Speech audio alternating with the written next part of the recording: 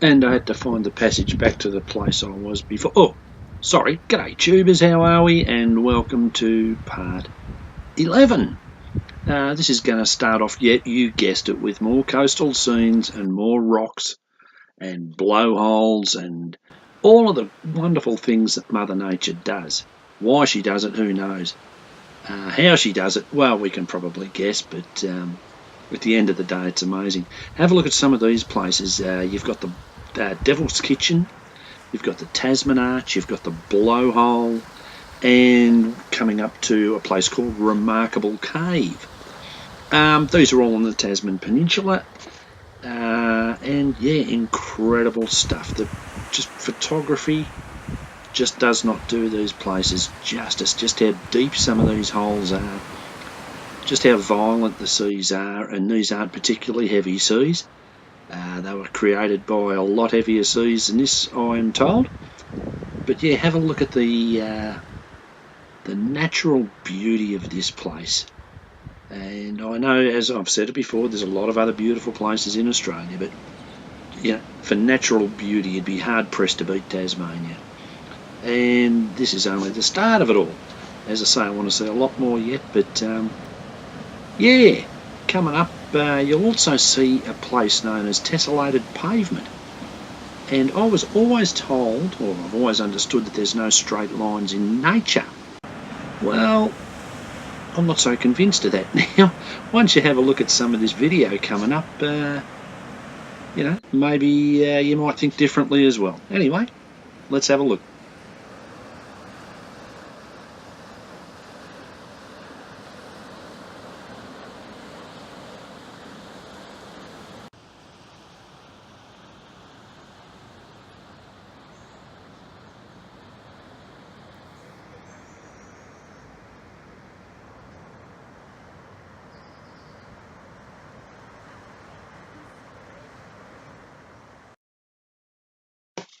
Tubers, remember what I said about no straight lines in nature? Well, that was BS. What you see here is this was all carved out by the convicts, and they used to use this stone, obviously, to make the penal colonies. And you know, used to ship it down. They used to have to carry it on their backs and all that. And if you believe any of that, well, good luck to you. No, it's all perfectly natural. And there is a signpost on the path leading down to this that explains how it's all made by nature and how nature is slowly breaking it away. As you can see in some of the shots, there's some blocks there. Truly incredible. I don't profess to understand it. I'm sure there's plenty out there that do, but yeah, what an amazing place. Never seen anything like that before.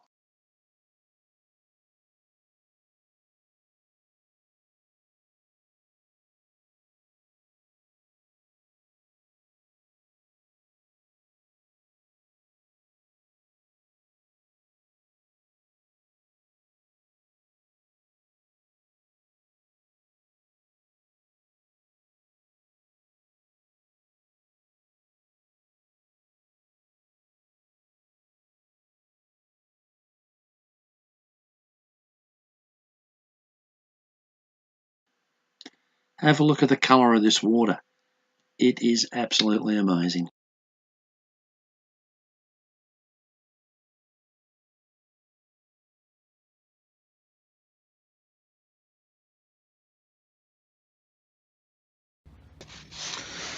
Well, tubers, this is Port Arthur Penal Colony. I don't think there's much I can say that hasn't already been said about it. An incredible place. As you walk around, and I spent a couple of hours walking around, day and night time, and you get this incredible feeling of, I don't know, I don't even know what you'd call it. It's a scary place, yet it's amazing. It's incredibly beautiful. The grounds and all of that, I don't know if they were like that in the day, you know, probably near on 200 years ago.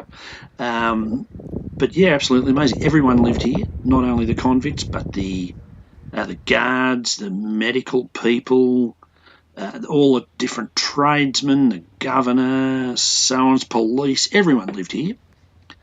And children as well, mothers and children. But yeah, an amazing place.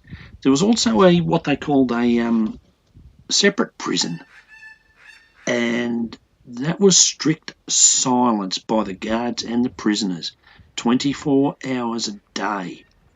The prisoners used to wear felt shoes so no noise was made. The guards communicated by hand signals, and it was designed to give the prisoners time to contemplate the error of their ways. Well, I tell you what, they reckon they built an asylum next door, and I reckon you'd need it. But one little interesting thing, Tube, is I went on what they call a ghost tour. That starts at 9:15 of a night. And I'm not one, well, I won't say I don't believe in spooks and all that sort of thing. I've never really had any experience, but just coming up, you'll see a couple of still photos, and there's nothing to see in them. But when we were standing in this old church, I saw two very distinct little flashes of light. No, it wasn't shooting stars and that sort of thing. But guess what, guys? I wasn't the only one that saw it.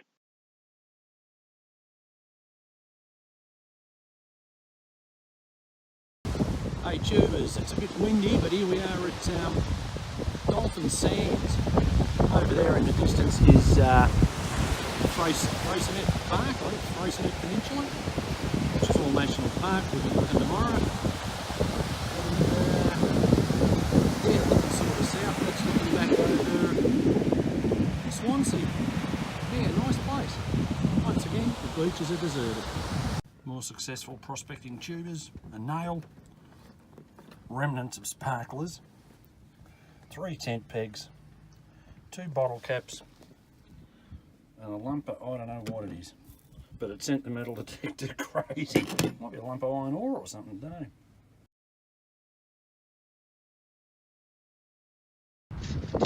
Well, as I said, tubers, we were going out to have a look at Wineglass Bay, which is on the Freycinet Peninsula, and this is the path leading up to it. And, you know, sort of a steady climb for an older fella like me. No, it wasn't that bad. Yeah, I mean, I'm not taking anything away from Wineglass Bay. It's one of the top 10 beaches in the world, they say, and I didn't actually go down to the beach. It's a several hours walk. But I found the path just to the lookout just as interesting, the rock formations and that sort of thing. You know, you get right up close and that sort of thing, and it reminded me a lot of Hanging Rock at Mount Macedon in Victoria. Just the way some of the rock paths were formed and this sort of thing. So, yeah, great. And of course, the Wineglass Bay, you know, is magnificent. Unfortunately, as I say, I didn't do the long walk to get down there. It's quite steep and quite hard, I'm told. So, yeah, we sort of give that one the big A. But coming up, you'll just see a little still photo, a couple of still photos. One of a burnt-out car on the side of the road, which you would reckon the council or someone would get rid of. I mean, what a bloody eyesore. And number 2 is I just come across this farm or whatever, and I have found the combi heaven, where all the dead combis go. This guy must have had bloody dozens of the things feeding him.